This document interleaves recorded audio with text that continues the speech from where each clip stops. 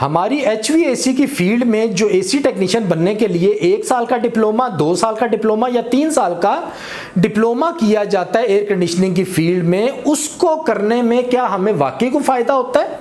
अगर उसमें नहीं फायदा होता तो उसकी मेन वजूहात क्या होती हैं वो मैं आज आपको बताता हूं।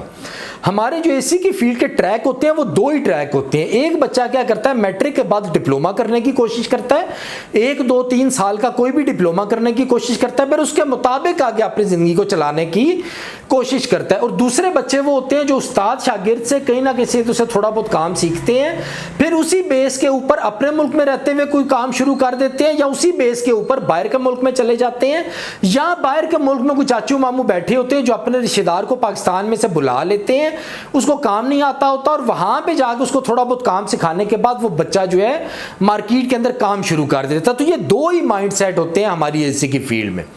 अब सवाल ये पैदा होता है कि इन दोनों में से कौन सा तरीका बेहतर है? तो इन दोनों में से यकीनन मैट्रिक के बाद डिप्लोमा करना और डिप्लोमा करने के बाद उसकी बेस के ऊपर आगे अपनी जिंदगी का ट्रैक जो है तयन करना और उस पर चलना, यकीनन ये बहुत बेहतर रास्ता होता है। लेकिन अगला मेरा सवाल यह है कि अगर ये रास्ता बेहतर होता है तो आज तक हजारों की तादाद में जो इंस्टीट्यूट्स हैं, कॉलेजेस हैं टेक्निकल डिप्लोमे कराने वाले, वो तो बहुत बड़ी तादाद में हर दूसरी रोड के ऊपर एक बैठा हुआ है कॉलेज वाला, टेक्निकल कॉलेज वाला, डिप्लोमे कराने वाला। तो पर ये जो लाखों की तादाद में जो लड़के तैयार हो रहे हैं, ये जाते कहाँ पे हैं? सऊदी अरब में 90% जो एसी का काम करने वाले लोग हैं वो पाकिस्तानी है, और 90% में शायद 5 या 10% भी ये बच्चे नहीं है जिन्होंने बाकायदा डिप्लोमे करने के बाद, 3 साल का डिप्लोमा करने के बाद वो अच्छे माइंडसेट के साथ अच्छे तरीके से जाके वहां पे काम कर रहे हो। वो 2, 4, 5% भी नहीं है। दूसरे जो है वो ज्यादा तादाद में मौजूद है। तो फिर ये सवाल ये पैदा होता है कि डिप्लोमा करने अगर ये करा रहे हैं लोग, तो ये बच्चे जा कहां पे रहे हैं? इसके लिए मेरी ये रिक्वेस्ट है, जितने भी टेक्निकल डिप्लोमा कराने वाले हैं वो अपनी वेबसाइट के ऊपर इसका रिकॉर्ड रखें, अपलोड करें कि आज दिन तक कितने बच्चों ने उनके कॉलेज से ये डिप्लोमा किया है, 3 साल का, 2 साल का। डिप्लोमा करने के बाद इनमें से कितने बच्चे हैं जो पास हुए थे और कितने बच्चे हैं जो पास नहीं हुए, और फिर उन बच्चों के फोन नंबर, उनके कॉन्टैक्ट नंबर भी अपलोड करें ताकि उनसे पता किया जा सके कि ये बच्चे आज इतना ये डिप्लोमा करने के बाद किस किस पोजीशन पे या कहां पे उन्होंने तरक्की की है, ये कहां पे पहुंचे हैं। ये डाटा जो है हर कॉलेज वाले को, हुकूमत को पाबंद करना चाहिए कि अपनी जो कॉलेज की वेबसाइट है उसके ऊपर अपलोड करें ताकि हमें अंदाजा हो सके ये कॉलेज वालों की असल प्रोग्रेस है क्या। क्योंकि जब बच्चा मेरे पास आता है, उसने 3 साल का डिप्लोमा किया हो और उसको इंस्टॉलेशन की बेसिक भी ना पता हो, उसको न्यूट्रल फेस का भी ना पता हो, इस तरह की बेसिक चीजों का भी ना पता हो, तो मेरे लिए बहुत एक फिक्र वाली बात बनती है। क्योंकि इस बच्चे को डिप्लोमा करने के लिए मां बाप ने इसलिए टेक्निकल कॉलेज में भेजा था कि मां बाप अफोर्ड नहीं कर सकते बड़ी बड़ी उनको डिग्रियां कराने में। उसके बाद बच्चे का भी माइंडसेट इतना होता है कि वो कम होता है, वो बड़ी डिग्रियां करने के काबिल नहीं होता, तो वो डिप्लोमा करके अपने हालात बेहतर करना चाहता है। इस सोच के साथ मां बाप उसको कॉलेज में भेजते हैं। और क्या कॉलेज वाले अपनी जिम्मेदारी अदा कर रहे हैं? अच्छा, अगर नहीं कर रहे तो मेरी उनसे ये रिक्वेस्ट है कि वो अदा करें और कम से कम ये 7 चीजें जो है अपने बच्चों को पढ़ाने के अंदर ऐड करें। पहली बात, ये जो 3 साल का डिप्लोमा है, इसका जो 3 साल का अरसा है ये बहुत ज्यादा है, इस अरसे को कम होना चाहिए। अगर आप कम नहीं कर सकते तो भी इस 3 साल के अंदर सिर्फ 2 साल जो है वो बच्चे को आपको टेक्निकल तालीम देनी चाहिए, और उसके साथ साथ उसका जो प्रैक्टिकल है उसकी मिकदार जो है बहुत ज्यादा करने की जरूरत है। सिर्फ रट्टे लगवा देना एक कॉलेज का या एक उस्ताद का काम नहीं होता। उस्ताद का काम होता है बच्चे को कामयाब इंसान बनाना। कामयाब इंसान बनाने के लिए रट्टे नहीं लगवाए जाते, बल्कि उसकी तैयारी कराई जाती है। उसकी तैयारी कराने में सबसे जो मेन चीज है उसके प्रैक्टिकल्स का ज्यादा से ज्यादा होना यह बहुत जरूरी है। उसके बाद 7 ऐसी चीजें जो मेरे ज़हन में है किसी भी टेक्निकल कॉलेज को हर हाल में करनी चाहिए इन 3 साल के अंदर। वो 2 साल डिप्लोमा कराए, जो बाकी 1 साल में है उस साल में ये 7 काम बच्चे को हर हाल में कराए।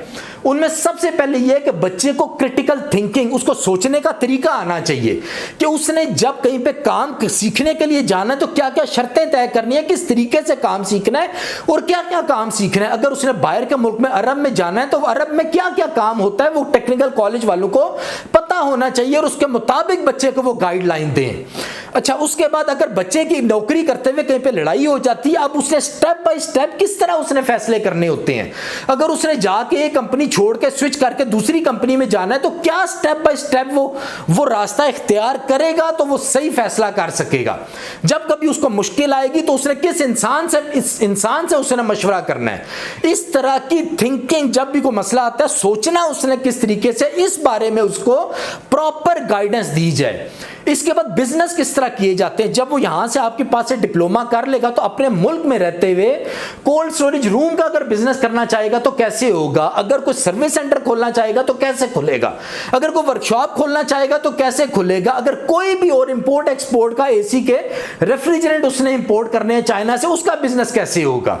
इसी तरह अगर उसने सऊदी अरब चले जाना है तो वहां पे बिजनेस किस तरीके से होंगे। सऊदी अरब मुल्क में सबसे ज्यादा रुझान होता है बच्चों का जाने का, तो वहां पे के मामलात क्या होते हैं, कफील के मामलात क्या होते हैं, कौन कौन से वीजे होते हैं जो लीगल होते हैं, कौन सा वीजा लेगा तो उसके बदले ये मुश्किलात है और कौन सा वीजा लेगा तो उसके लिए ये फायदे हैं, वहां के कानून क्या हैं। जब बहुत अरसे के बाद वो बच्चा सऊदी अरब या अरब मुल्क से अपने मुल्क वापस आएगा तो वापस आने के बाद उसने क्या क्या एहतियातें करनी है, किस तरीके से उसने अपना बिजनेस करना है। तो इस तरह की बहुत सी बातें जो है वो आपने बच्चों को सिखानी है। उसके बाद पार्टनरशिप किस तरह की जाती है। एक इंजीनियर है, वो बड़ी एज का है, उसके पास पैसा है, एक्सपीरियंस है, सब कुछ है। दूसरी तरफ एक बच्चा है जिसकी उम्र 20-22 साल है, उसके पास एनर्जी है और उसको काम भी आता है। ये दोनों आपस में मिलकर पार्टनरशिप कैसे करें, ये मैंने पहले भी एक वीडियो बनाई जिसमें बहुत डिटेल से बताई हुई है आप लोग किस तरीके से और क्या क्या शर्तें आपस में रख के पार्टनरशिप करके आप दोनों आपस में बिजनेस करो।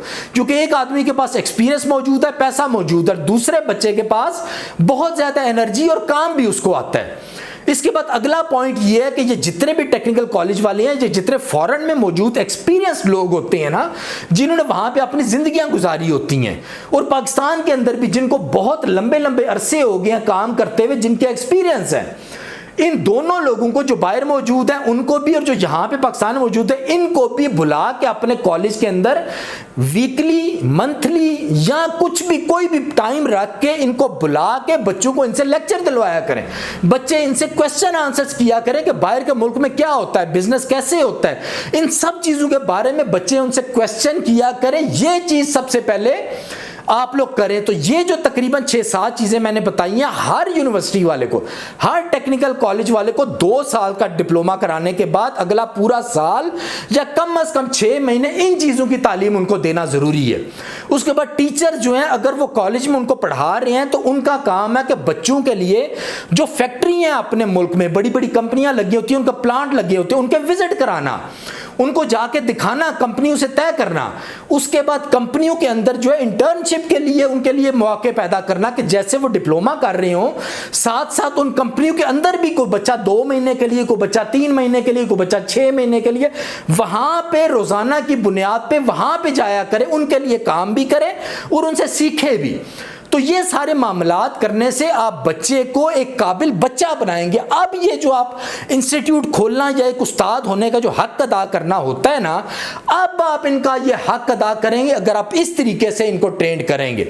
लेकिन हकीकत अभी तक ये है कि बहुत ही बुरी हालत है, इतनी बुरी हालत है कि आप लोग बिल्कुल अंदाजा भी नहीं लगा सकते। बच्चों की पूरी पूरी जिंदगियां, पूरी पूरी नस्लें, ये जो उस्ताद तबका है और ये जो टेक्निकल तबका है, ये तबाह करने लगा हुआ है, इसका बिल्कुल भी आप लोगों को अंदाजा नहीं है। तो खुदारा थोड़ी सी कोशिश कीजिए अपने आप को चेंज करने की। आप बहुत सी दुआएं इकट्ठी कर सकते हैं और इस सिस्टम को, जो हमारा HVAC का सिस्टम है पाकिस्तान के अंदर और बाहर मुल्कों में भी, बाहर मुल्कों में 90% हम लोग अपनी हरकतों की वजह से बदनामी का सबब बनते हैं।